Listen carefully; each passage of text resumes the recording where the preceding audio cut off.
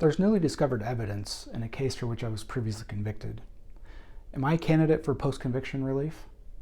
Hi, I'm Oklahoma City Attorney Aaron Easton, and that's the question we have before us today. In a previous video, I discussed the statutory right by those convicted of crimes in Oklahoma to apply to the district court for post-conviction relief when newly discovered evidence of their innocence is brought forward. And so today I want to go over the meat of that issue, really. And the Court of Criminal Appeals has provided some insight in previous cases to determine exactly when newly discovered evidence qualifies or is important enough to result in either the overturning of a previous conviction or for the court to order a new trial in your case, some sort of relief for the conviction you received. And I'm going to read from the Oklahoma Court of Criminal Appeals criteria on the 4 elements which makes newly discovered evidence grounds for the relief that we're seeking. And that first element is that the evidence must be material.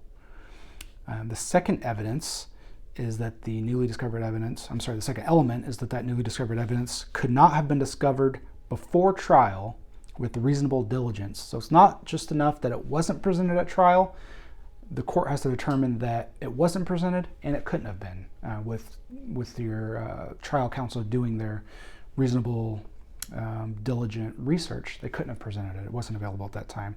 The third element is that the newly discovered evidence is not cumulative, meaning that if it's really similar to what's already been presented at trial, and this is just another layer on top of something that's already been presented, it's not materially different than that, then it could be determined to be cumulative evidence.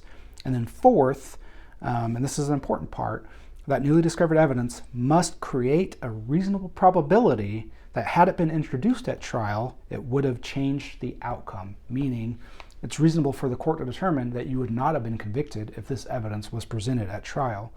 The materiality prong, the first prong of this test, and the reasonable probability of this test are pretty similar. And in a subsequent video, I will discuss specifically when evidence is material.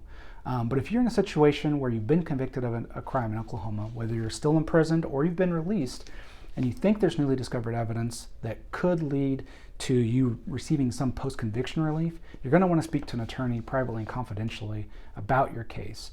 And to speak to somebody at my firm for a free consultation, you can reach us at 405-888-5400 or online at postconviction.lawyer.